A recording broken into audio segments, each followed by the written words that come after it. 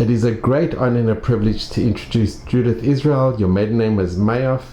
We're here in your beautiful home here in Israel, but you originally you were born in Denmark.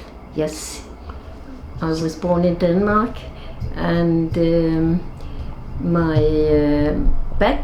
family background is on both sides, on both my father's and my mother's side. They fled Russia in the beginning of the previous century because of the pogroms. My grandfather on my mother's side left a little earlier Russia because he kind of felt that another war was coming up, and he had already served in the Russian army for many years during they were sent to join the war against Japan in the beginning of the previous century, and they were meant to walk. They walked all the way through Russia and arrived in Vladivostok. They arrived in Vladivostok after 5 months of walking, and then the war was over, and they were lucky enough to be brought back on the newly finished railroad through Siberia.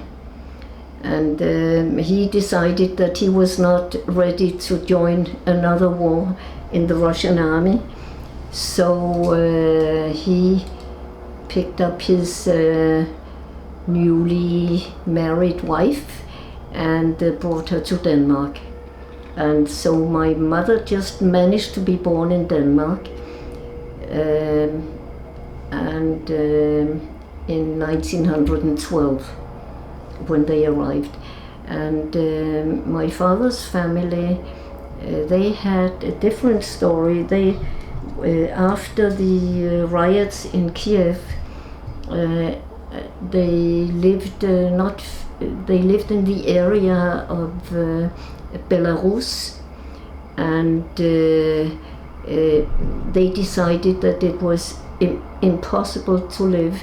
So my grandfather took the 5 children, older children, and left behind his wife, who was pregnant with my father, and they came to Denmark.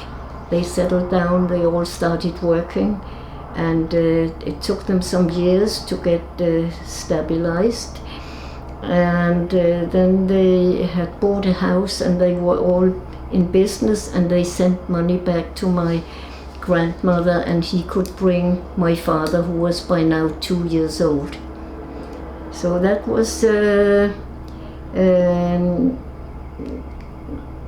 this is more or less my background. I was born in Denmark. My older sister was born 3 years earlier than me, and I grew up and went to Danish school. Well, what year were you born? I was born in 1936. And I have an older sister. She's 88, just turned 88. She's amazing, absolutely amazing. She is, if you look at her, you'll think she's 55. And you were in Copenhagen? In Copenhagen, yes. And I had, this was the background. Well, everything changed a little bit when the war started, when the German army occupied Denmark on the same day as they occupied Norway. And I was on the 9th of April in 1940. I was 3.5 years old. But I remember this day as clearly as it was yesterday. And why? Because we were out in the garden playing, and all of a sudden we heard these heavy transport planes coming in with terrible noise, very low, over town, and they were spreading pamphlets for the population, explaining how they came to protect us, and we should just behave normally and not everything was okay. It wasn't really so okay because nobody agreed with it, but and besides, these pamphlets were printed, I've seen one, they were printed in the worst possible Danish and with so many mistakes that it was laughable. That well, as a 3.5 years old I couldn't read, but I saw it later. Well, anyhow, life in the beginning, the Danes of course understood that they didn't have a chance against the German war machine, and there were some very brief fighting that ended very soon, and then the Danes decided to make a kind of arrangement with the Germans, and so for the first couple of years there wasn't that much a change in our situation, besides that all food was being rationed because now we had to supply the German army and the German population with all the good foodstuffs that the Danish agriculture could produce. But life still went on more or less. We didn't really feel the oppression, but it changed in 41 as my father was and my mother, they were both communists, and the Danish government decided to forbid the Communist Party. It became illegal, and they tried to arrest the active communists. So my father couldn't live home anymore, and he had to go underground, and he arranged that we could meet him somewhere in town in a park, and we would go to Tivoli together, and we would walk in the forests with him, but he couldn't stay home. So what and for the first this happened in 41, and in 41 and 42 we had constant house searches. The Danish police came to make sure. They would come around our birthdays, where they were absolutely sure that he would be home to be with the family, but they would come at night time and they would hammer on the door, and this was the Danish police. And you remember it? You remember? Yes. I mean, listen, they were hammering on the doors, and they came in and they turned everything upside down and looked under the beds and in the cupboards, etc. And then they decided, okay, he's not here. And then we could clean up the mess and go back to sleep. And this happened several times a week. Later on, the Gestapo would come together with the Danish police and search for him. But my parents made a wonderful arrangement. My father's work was originally, he was a traveling salesman. He was selling staplers and bigger staplers to the fishermen. To the fishermen in the villages around Denmark, and he would go by train and bring his bicycle, and then he would bicycle around all over Denmark. And this is the reason that later, when he started together with the first groups, the resistance against the German occupation, they could use him as the connection between the various resistance groups in Jutland on the islands. And but in order to be together with the family, my parents bought from friends tents and made a tent camp in 41, the summer, from May till September, and also in 42 from May to September on the beachfront on a fjord about 52 kilometers north of Copenhagen, where it was totally isolated. We were 10 meters from the water. We had a wonderful time together, and we bought stuff from the farmers living around us, and from the fishermen who supplied us with fish and all the good stuff. And we as children just simply had like a life in paradise for these months. And this place here where we had the tent camp, after the war, my father took my older sister on a bicycle tour and wanted to show her where we had been camping out. And on the way back, they passed by a little red house that was for sale. And my father said, "That will buy." And this is what he did when he got some kind of small reparation for his long stay in Germany during the war, after he had been arrested by the Gestapo. He got some small reparation, and with that he made the down payment for the little red summer house. And we have kept it until 4 years ago we had to sell it, and it broke my heart completely.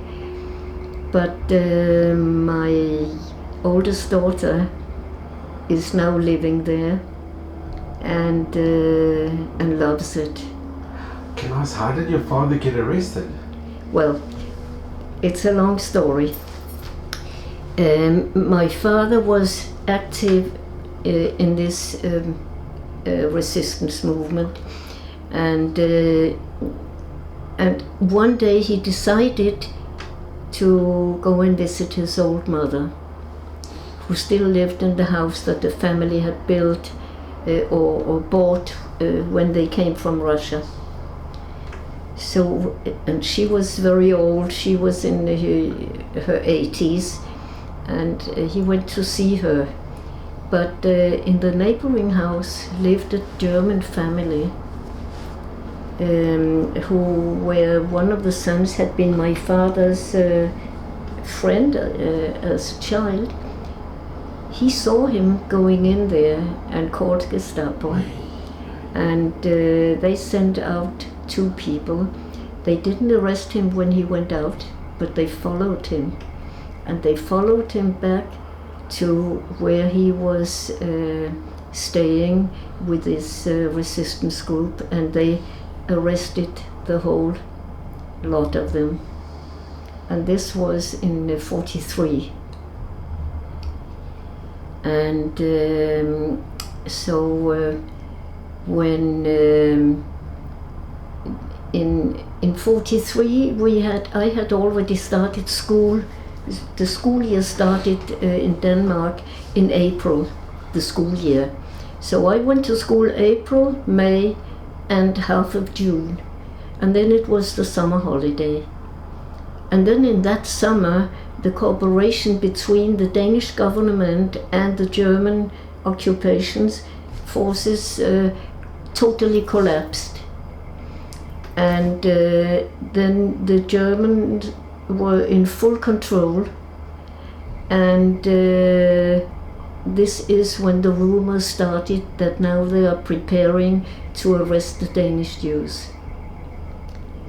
My father was sitting in prison, not knowing anything about this development, because we couldn't visit him. And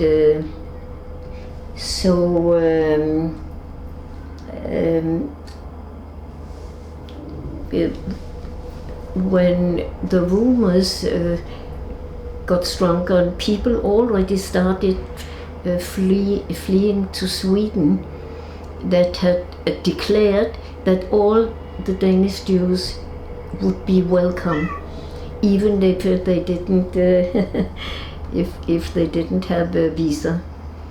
And then we finally got the date that they had decided this action is going to happen on Erev Rosh Hashanah, when they were imagining that all Jewish families are sitting around a festive table and it will be no problem just gathering them up. Well, but the German Navy commander had leaked this information to some members of the Danish government, that it brought this knowledge also to Marcus Melcher, it was not Marcus Melcher who was the rabbi. Yeah, he was working as a rabbi, but I think it was his father, Schornstein. Doesn't matter. But when people came to the service on the 1st of October, which was on a Friday morning, they got the message that there'll be no service, but everyone will have the duty to warn all the Jewish people they know, spread the rumor, and make sure that nobody is allowed to stay in his house during this night. Whoever is at home will be arrested and sent to Germany. And it worked rather well. I remember, I don't know how we got the message, because we were not religious, and my father never went to the synagogue. Actually, the first time in my life I was ever in a synagogue was when my older sister got married. Really? Yes, I must have been, she got married 21. I was 18 at the first time I was inside the synagogue. But you knew growing up that you were Jewish? Yes, absolutely. And you never kept like Pesach or No, my grandmother kept a kosher house, and we celebrated all holidays with her. And my grandmother from my mother's side and my grandparents, they were Yiddishists. They were not religious, but they kept all traditions and kept kosher. But no, then we got the message that we couldn't be at home, and we were told not to bring luggage, not to bring anything, just pack as much clothes we can and go and stay with Christian friends. And this is what we did the first night. And but he was afraid to keep us there. They made sure we would get another address of people who were willing to take us, because he was also a member of a resistance group and therefore in danger, and it wouldn't be safe. So the day after, we were brought by taxi. You know, there were no private cars at all driving in Denmark during the occupation. There was no way of having fuel. So only taxis and ambulances and police cars and some other fire brigades and so were driving. So we were being brought in a taxi outside town, in a little, not a village, but a little like an area with small houses. And this was a family where the children had grown up and left the house, and they had the facilities in the house to house houses. They had a big room in the basement where there were 4 beds. We were 3 children and my mother, and they took us in. We gave them all we had of the ration cards, and they looked after us wonderfully, and were absolutely wonderful people. But they were it was becoming a bit of a problem, because when this woman went shopping, and they knew in the small shops around that she didn't have any children living home anymore, and all of a sudden she was bringing 4 liters of milk and many eggs, and they were starting asking her, what is going on at your house? And she said, well, and she told them stories. She had family that came over from Jutland, and some from the island, and she told them stories. Well, but my mother was worried. I mean, they started arranging for transport for us. All the flights or boats that would sail Jews to Sweden were they wanted us to get out and to get over to Sweden, but my mother said, she couldn't.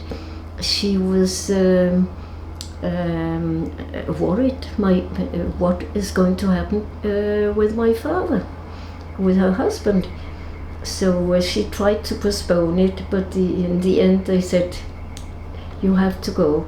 So on the 9th of October, we had been there now for 8 days in the house, and my little sister was running up. They couldn't keep us inside. She was up in the street meeting other children, and my younger sister was as black shiny hair, quite Jewish looking. And she told the other children she wanted to impress them, said, my father is in prison.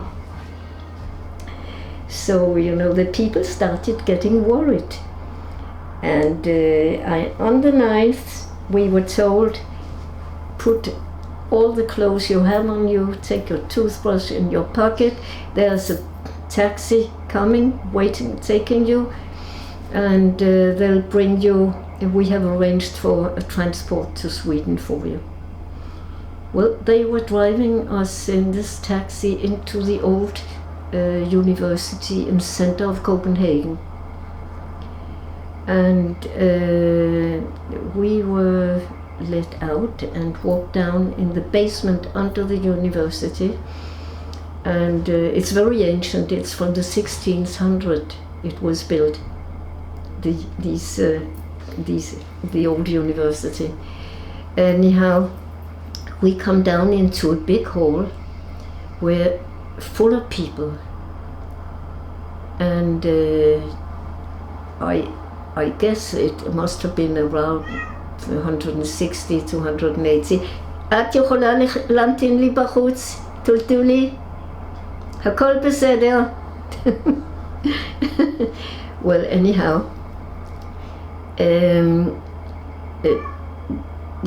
we were being registered and sat down, and there were big tables arranged, and they had prepared a very, very good, solid meal for everyone. They knew that this would be maybe our last meal in quite some time. What had they done? They had done the best they could, to the best of their knowledge, from whatever was available in the middle of the war. And what was it? smoked hamburger, chazer, pork, and stewed vegetables. And of course there were many people that didn't eat. My mother said, you know, this is an emergency situation.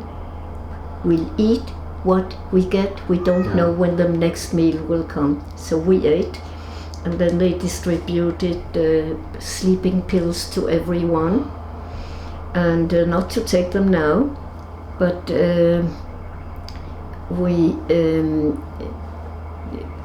after the meal, then they started calling people out. There were taxis coming little by little with the intervals, and 4 or 5 people would go out every time, and they were being driven off, and we didn't know where to. But after a while it was our turn, and we were called out, and we are driving in this taxi, and it's taking us across the bridge to the island. You know, Copenhagen is divided by the harbor, and we were taken across the 2 bridges to the other side, and but along in the neighborhood of the harbor area, and then it stopped in a little street where I had to tell you the story later about this street, because after the war my youngest sister would live in this street. Wow. No, well, but we stopped outside the entrance to an apartment building, and a man came out dressed in a house coat and house slippers, and with a Meerschaum's pipe. And now my father had always been reading us stories, so I looked at this man. I said, it must be Sherlock Holmes. This man, he came in, he didn't say much, but he directed the driver to go around in the narrow streets and set us off on a place where there was like a open coal storage, fire. And then we were told to, it was right next to, there was like the small road going down to the harbor front, and all the way there were little workers' cabins on the side of the road, and we should hide behind. And when we got a light from from down near the harbor, we should run to the next little cabin, and from cabin to cabin until we at last got, because there were 4 German patrollers patrolling the harbor front and quay, and they would meet in front of this little road when at some point they would be walking towards each other, and then they would meet and clack their boots, and then they would go back. And we were supposed to, when we got the sign from the one with the torchlight, we should run across to the big ship that was lying right at the quay, and quickly get down in the hull. Is it called the hull? So there was a young man who was supposed to help out, and he said, let me take some of the children. And my mother said, no, I'm responsible for my children. And we were running, like when we got the light, we were running across, got on board the ship, and came down a long ladder down into the hull. It was full of people already, and it was there were spread blankets on the floor to sleep on, and people were lying like sardines. And we came and we found a place where we could lie down, and we were told to take our sleeping pills, and we slept. And then there came more people and more people, but at one point apparently the last people arrived, and then the captain closed the door to the hull and started filling up with boxes and things. We heard noises up there, and then people fell asleep, and I just passed out. I just don't remember anything. I woke up much later, and it must have been the next morning. This here was already late night when we arrived. Next morning we hear heavy soldier boots on the deck. They had to inspect the ship before they let it go out of the harbor. So they are tramping around up there, and people are waking up, and you could hear people were afraid to breathe. Then there's a baby. No, the minute we heard at the same time when the soldier boots were walking upstairs, the captain turned on the motor in case there should be noises, that they shouldn't hear anything. So there was a baby that started crying. There were children and there were babies aboard also. And I just remember I was at this point, I was 7 years old.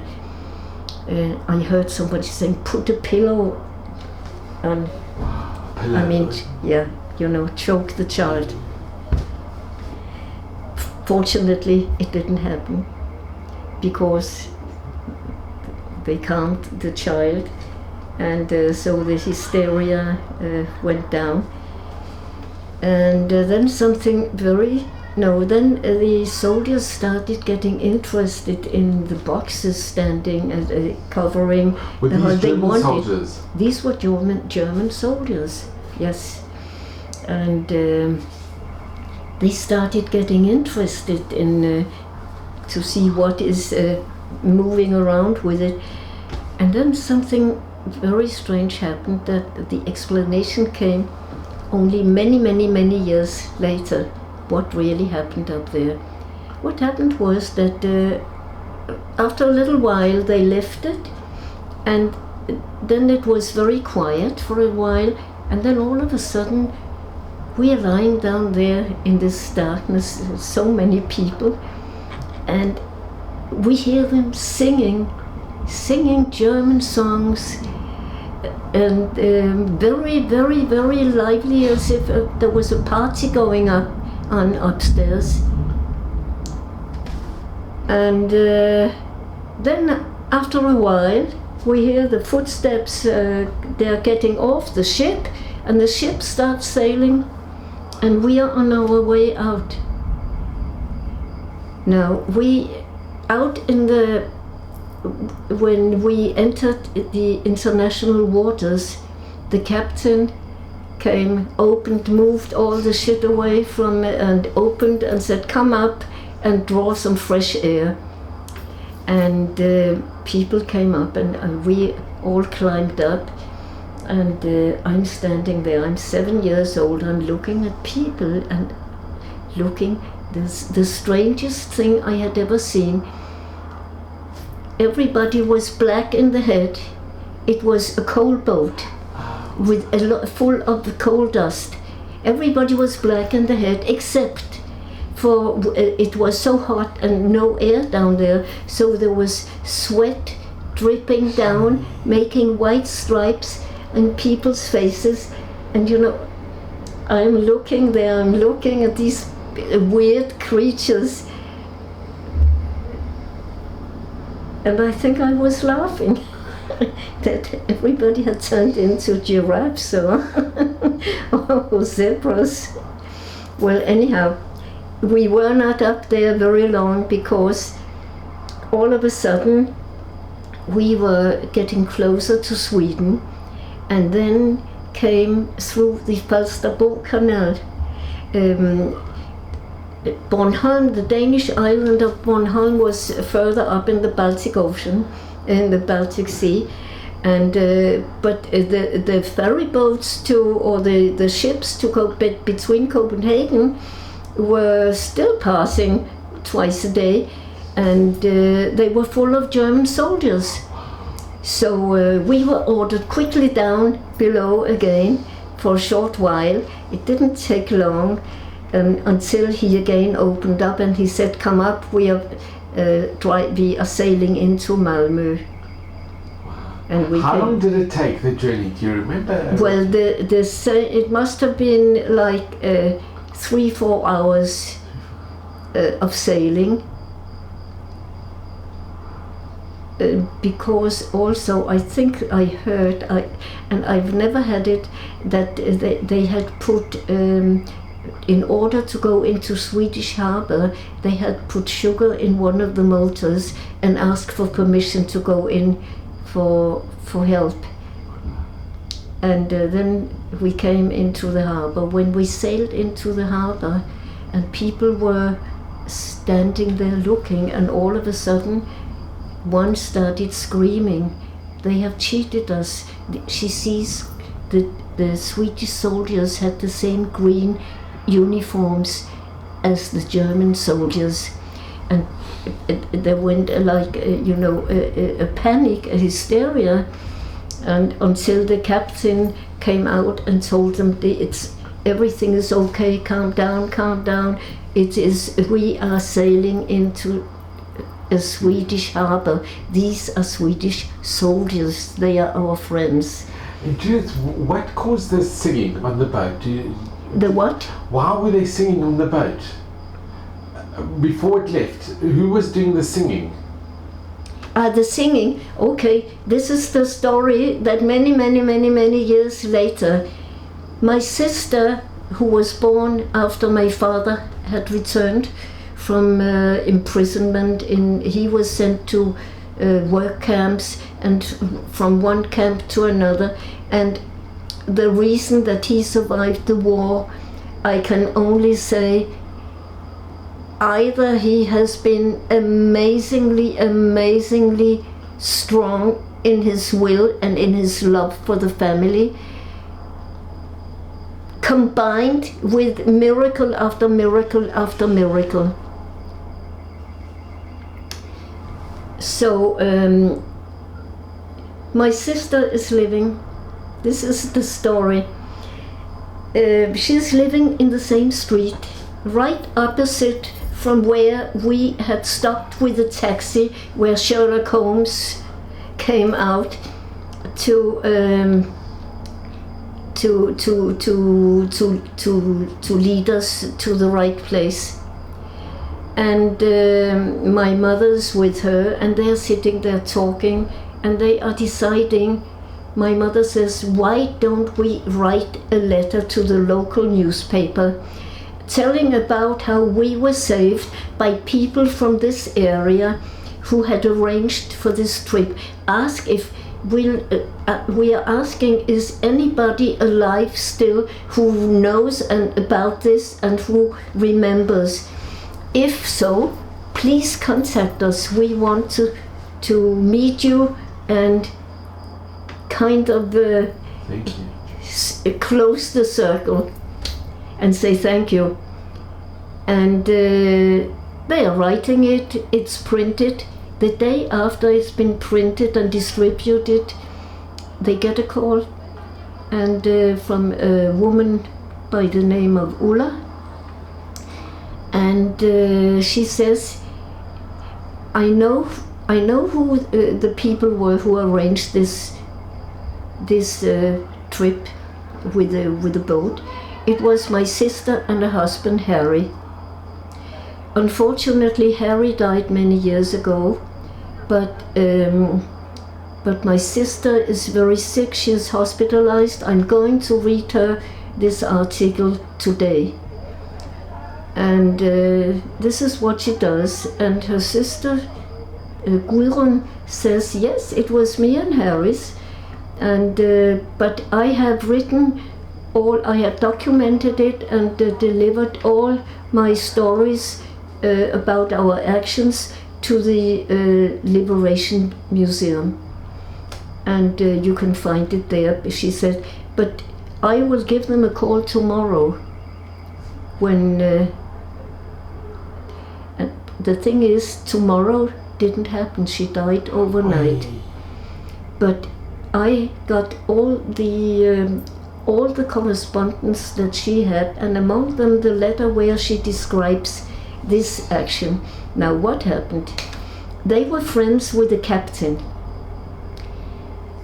and the captain is getting worried that the Germans start fussing around, and they say, Harris knows German, he studied in Germany, you're living 2 minutes from here, take your dog, as if you're out just for a walk, and come by, and Harris will start talking to these Germans and get their mind off what they are doing here. So this is what they did. She, as they are leaving the house, she looks in her cupboard, and what does she find in there? In 1943, in October, a bottle of French cognac. She puts it in her pocket, and they walk over to the ship, which is right by almost, and they get on board the ship. Harris immediately starts conversing, talking with these Germans, and asking, where are you from, and how is your family, and blah, whatever. And she goes in to the captain's little cabin, puts on hot water for coffee, and puts cups out on the little table, and puts little glasses. And then she says, what are you doing out here? It's so cold. Aren't you, I have a cup of coffee here. Couldn't you come in? And she gets them in, gets them seated, and she starts pouring in the cognac in the glasses, and they are happy, and they're talking, and little by little she keeps filling their glasses, and they are getting quite in the mood. And then they start the singing. Starts the singing, and they are very happy, and all of a sudden they remember, they have to stamp the papers and be ready for letting the ship go.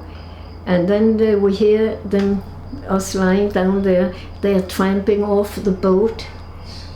And the boat starts, and he turns on full speed and sails out of the harbor. What a miracle! Yeah. That's incredible. Yes. How many people were on this ship? Do you know how 180. And was it quite a large boat or ship? It was a big boat transporting coal for a big factory that was lying right next to. This was the coal storage. It was bringing coal from Lübeck in Germany. It was sailing daily between Lübeck and Copenhagen.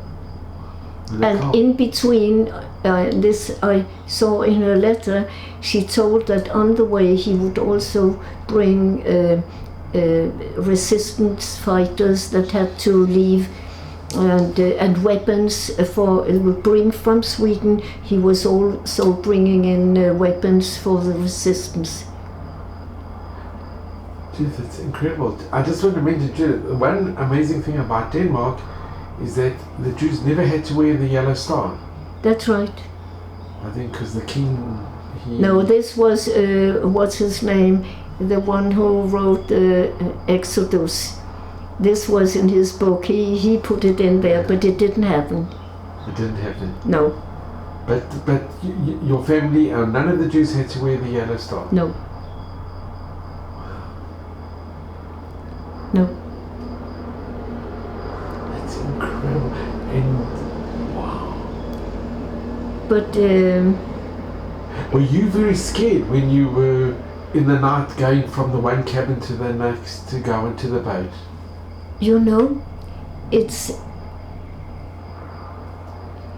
we sisters, we have talked about this so many times, because we hear stories from other people that they suffer from trauma, post trauma, after, and even in the second generation, none of us suffer any traumas. And you know what?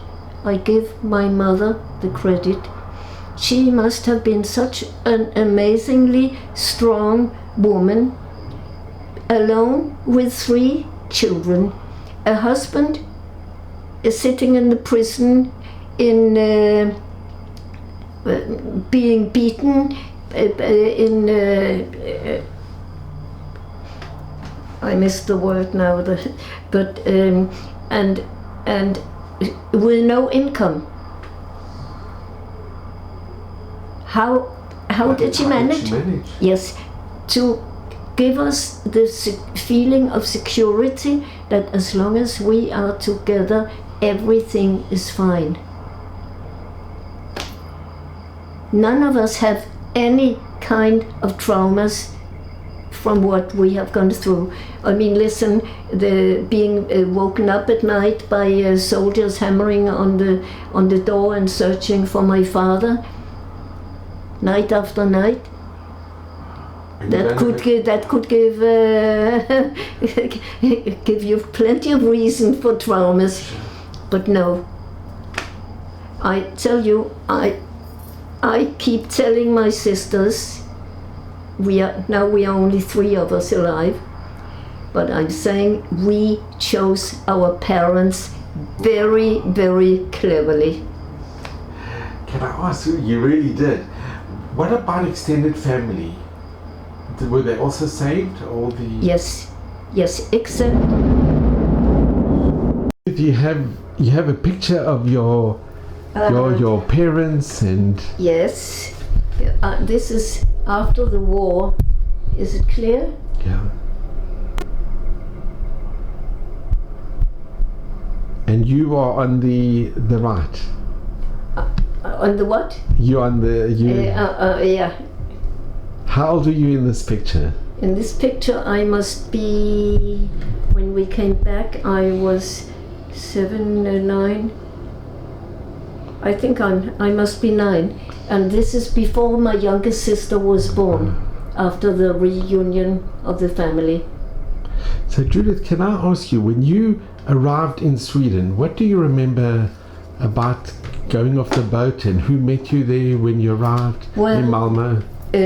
It was so nicely organized. By the time we came, the Swedes had really managed to. We were all checked for typhus, but we came with nothing, and they had collected clothing. We got, first of all, they gave us food and drink, and after that we was given clothing to change and shoes, and we were taken so wonderfully care of. And then we were brought out to the first camp for refugees, where we stayed for quite a short time. And then in the meantime, while we were there, my mother discovered where my grandparents were stationed, and she managed to get them together. So we were then transferred to a place near the southern tip of Sweden, where there was a summer hotel. It was closed for the winter, and there we spent the whole winter and early spring. With your grandparents? With our grandparents, yeah. But we had. And from then we went through quite a few camps until for the last year, we were in a small provincial town. They had found us an apartment, and there we went to school. My mother had a job there, and my grandparents were with us, and it was nice. And there, when we were there, we were told from the Red Cross that we could send parcels to my father in Germany, and this is a whole other story here I could tell you about a German woman who was studying medicine in Denmark and Norway. And but what the Germans did, she was working for Gestapo. But what the Germans didn't know, she was also working with the resistance, and she was keeping check of all the Danish prisoners in Germany, wherever they were moved from place to place. She was, we were getting information from her. It's amazing because she worked for the Gestapo and also for the resistance. Yeah. So we knew where to send the parcels to. Wow. Yeah. And you know her name? Or Yeah. Hilgund Sassenhaus. was she ever made Chassidei Mutalam? Righteous amongst the nations? No, I don't think so. We had a little problem with her. She couldn't understand that after the war she tried to convince my parents to baptize us and to make us safe. And so when my younger sister was born, she says, please call her Hilgund. And my parents said, we cannot call her Hilgund in Denmark, but we call her Helen. I said similar. Yeah. And when your mother found out that your father was still alive, she must have been so relieved. Yes, how long we were not sure. When he was rescued by the, I have to tell you the story, I mean, I'm taking your time. No, oh, yeah, this is... I have to tell you the story. He was at the, when after the Americans had landed on the French coast, they approached and came up near, my father was at this point in a prison in Siegburg, which is in the Ruhrgebiet. And they were under, when the Americans were approaching the front line, the prison was lying almost on the front line. They were being bombarded by mistake by the Americans and by the Germans. And there was a terrible situation there with, they also had an infestation of a kind of typhoid that was spread by lice, typhus. And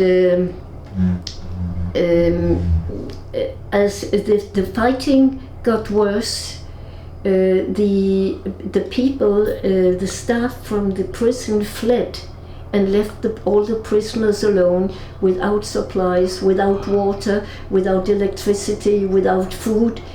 And my father was in a group that would go down to the river that was in the neighborhood to bring water back to the prison. And one day they hear people on the other side of the river speaking English. And they made contact with them and they told them, we are in a terrible, terrible need here. But some of the soldiers crossed the river and brought them chocolates and chewing gum and cigarettes and things to bring back to the prisoners.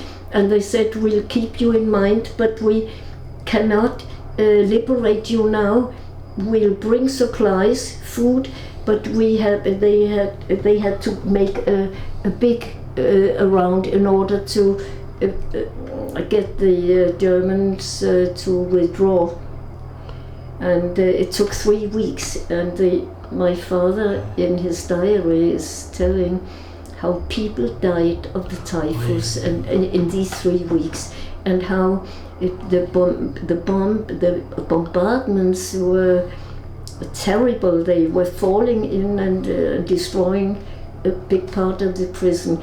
Anyhow, in the end, they were liberated by the Americans, and my father was brought, this was in March of 45, he was brought to Belgium for a recreation, to start getting used to eating and walking. To recuperate. Yes, to recuperate.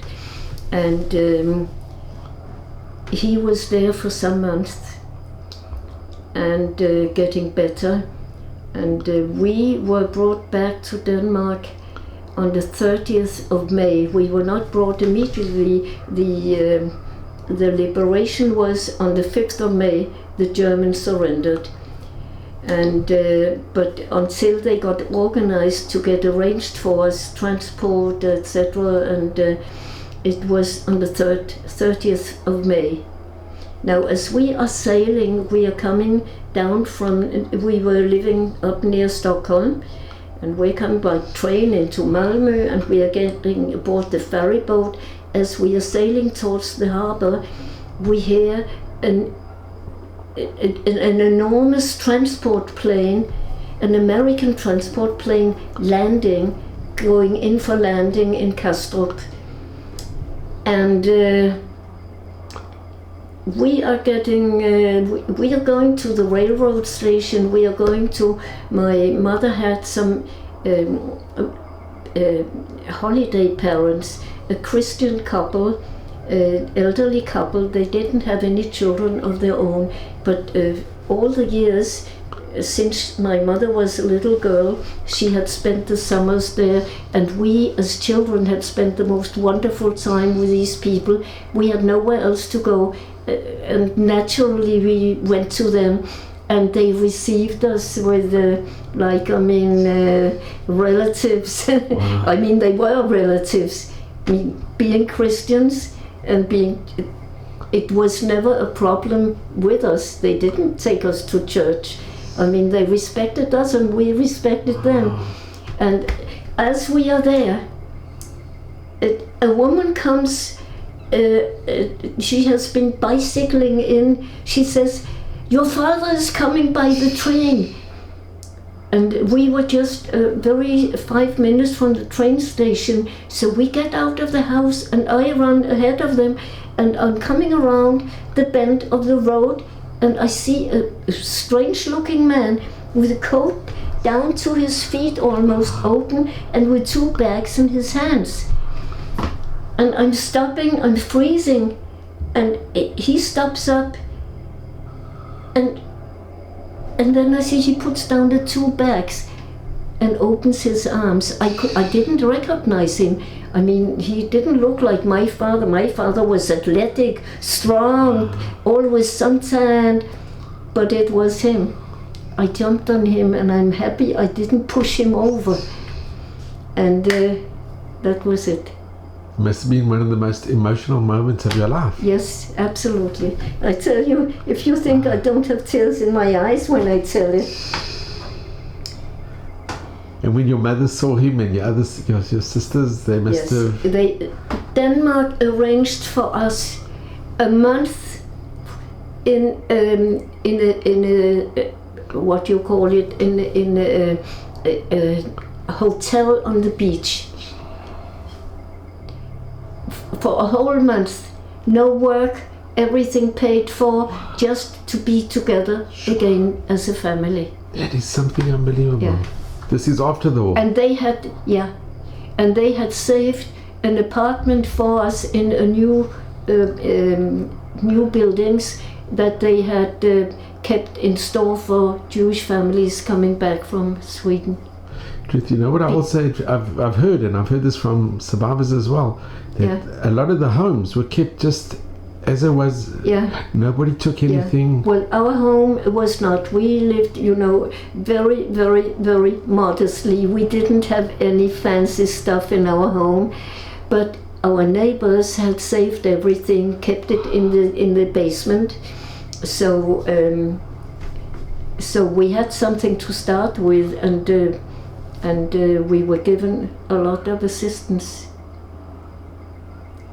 Yeah. No other people lived in the apartment we had lived in. But everything that you had, your neighbors had kept? Yes. Books and everything. It's amazing. Yeah. And then you did you live with your family in Copenhagen after the war? Yes. I was, I was home. I was a little schoolgirl. I was 9 years old, and I stayed with my family until when I started to, I became a nurse.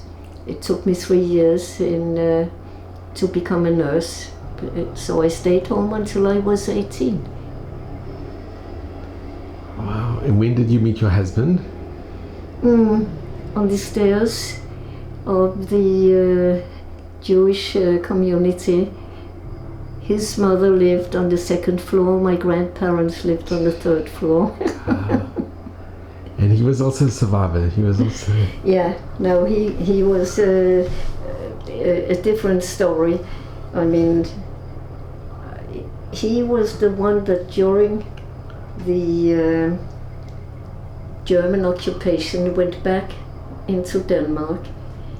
He got worried, he said. He heard in Sweden what happened to these synagogues in Europe. And he said, well, Copenhagen synagogue might be the last synagogue in the world. He went back and met a friend from the resistance, and together they broke into the synagogue and brought in wooden boxes, packed everything, that also the personal things, they numbered everything and put the names on when they emptied for each one that had his little enclosed, packed everything, and all not the Torah scrolls in the main cabinet, but all the other ones that were stuck up in little cupboards. He had been there very much with his father when he was a child, so he and his brother knew everything what was hidden in every cupboard in the synagogue, and they had it packed and they had it sent to the Norwegian troops in north of the German troops in Norway,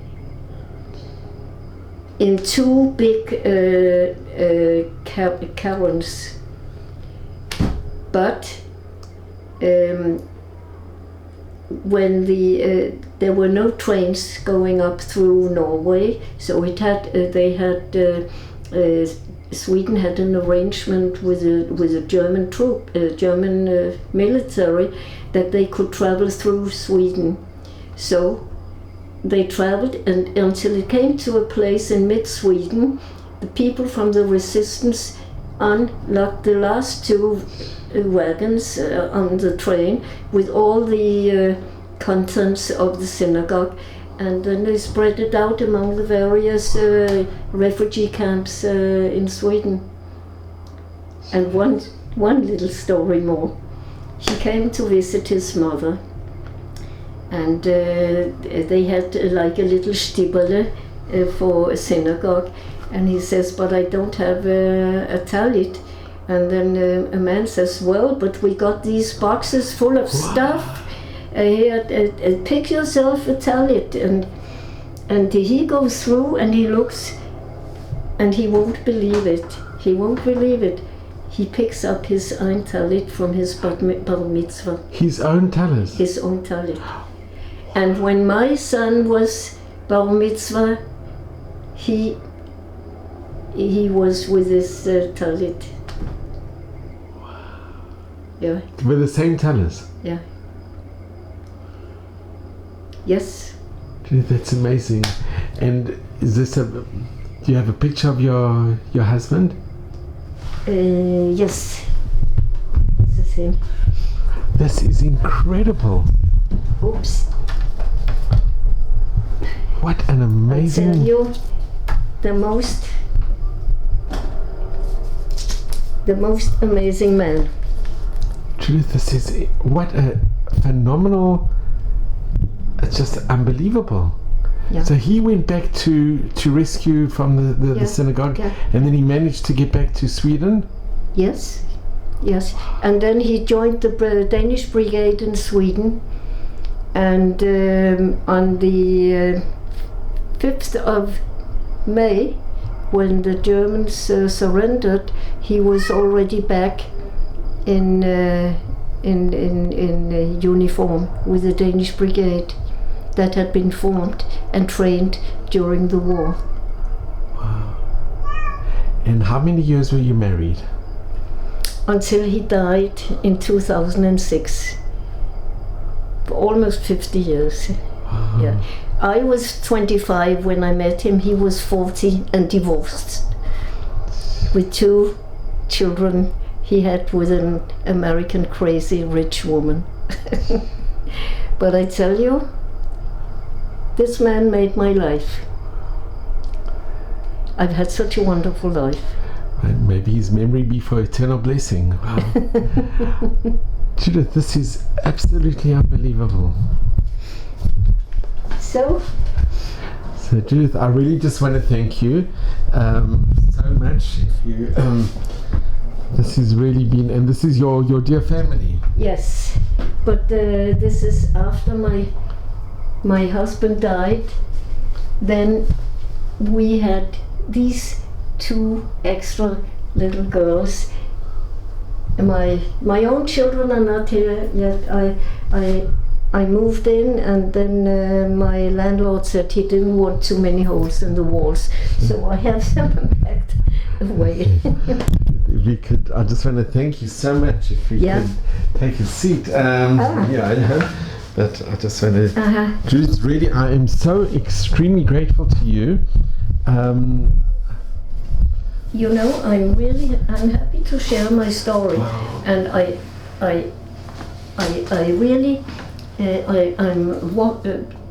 telling the story about how the Danes went out of their way and risked their lives to save us, and I'm telling it here because I want people to try and understand that there is a reason that it happened in Denmark, and it has to do with education, and tolerance and understanding that just because somebody is different, it's true. Wow. So Judith, I must just tell you, there are no words really. Your story is miracles, Nissim. It's, you know, I just want to mention something with your father. A lot of there were some Danes, as I'm sure you know, that unfortunately they didn't leave the house that night and they stayed in the homes, and they were sent to Theresienstadt. Yeah. There were some that yeah, I know. There were about 453. 53 died in Theresienstadt. Nobody was sent on to the... But in Theresienstadt itself they died. But it's amazing that they didn't send your father to Theresienstadt. No, he was a political prisoner. He was together with common murderers and thieves. And did they know that he was Jewish? At some point they did, because a Norwegian fellow told the Germans that he was Jewish. He had gotten a special preferential job where he could help his friends with bring a little more food or so. So this Norwegian told to the Germans, and then he was put in a little cube for 3 weeks where he couldn't stand, and cold, and with hardly any food. That he survived that is a miracle. I tell you, I have it in his diaries. I have done. And the diaries you donated to Yad Vashem? Yeah. Yeah, but I have translated them. It's with his handwriting. It's in Danish. I have translated for my... I have translated for my grandchildren to English, because they all know English. So Judith, I want to thank you from the bottom of my heart. I'm so incredibly grateful to you. And your story is so inspiring, and you are so inspiring, and you are just, it's just unbelievable. And to see that you were never, that you went through a major trauma, but you it's unbelievable that you. I tell you, The way what I told you my and your sisters, family have dealt. we have chosen our parents very carefully. Well, your parents were blessed to have you as children as well. Yeah, but I mean, the gene pool. Well, you should just have a Mavis Rim to 120 in good health and mazel and bracha, and you should just enjoy your children and grandchildren, and I tell you, you are such an example for all of us to emulate. You really are, and I don't know. I enjoy the life I have, and and I don't waste any time, because when you're in my age, time becomes valuable, very valuable, and you never know. I mean, listen, things happen to people. Now I'm fine. Who knows? So I'm swimming, and I'm watching birds, and I'm mushroom picking. I'm doing everything. I love nature, and I love children. I love people, and I have had a full life. And Judith, can I ask, what message do you impart to your grandchildren or to the future generations? I mean, you really witnessed what I do. Well, what message would you give over? Take care of nature. Let us not ruin the precious nature we have been given. But also, I think you said something very, very profound, that the Danish people were very tolerant and they accepted somebody who was different to them. Yeah, well, there was a Nazi party in Denmark also. But the Jewish community had been so well integrated in Denmark and had so much influence in culture and in literature and in all spheres, that they were considered Danish with a different religion. And Judith, coming to Israel, you happy that you made this decision to come live in Israel?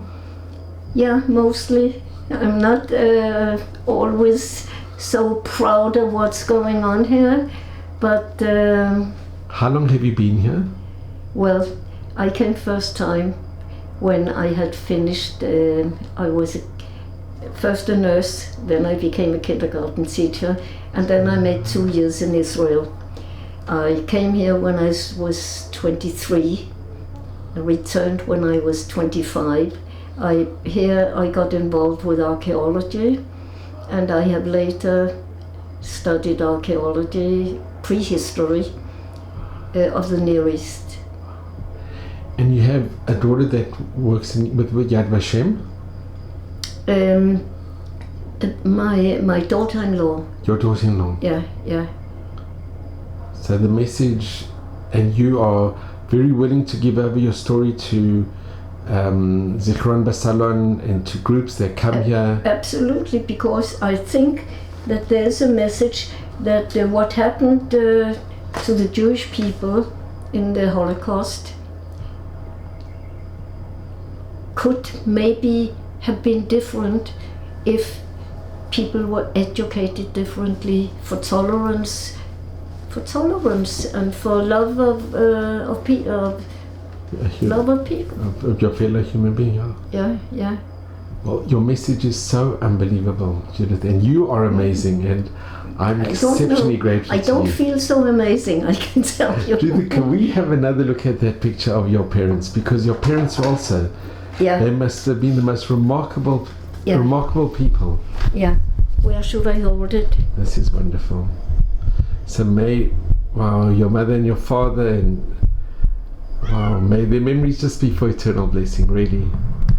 And Judith, thank you so very much. Thank you for coming. Last time they were lit for Shabbat, and the holiday candles were when my grandmother lived, and that is many years ago. I had one of them, and then this year when I was in Denmark, by chance I see standing in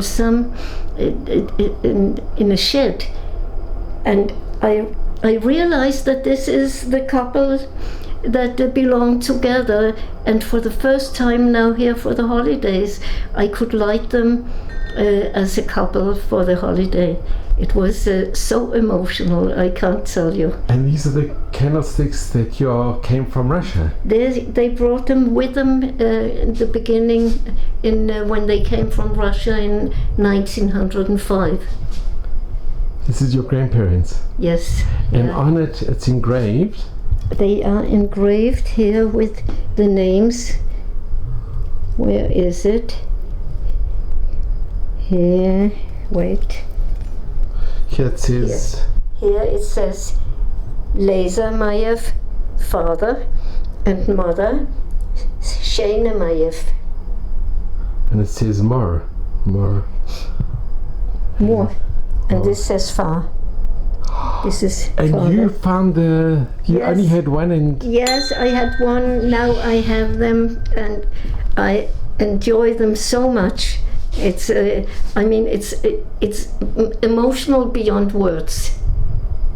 wow, how did you come across it?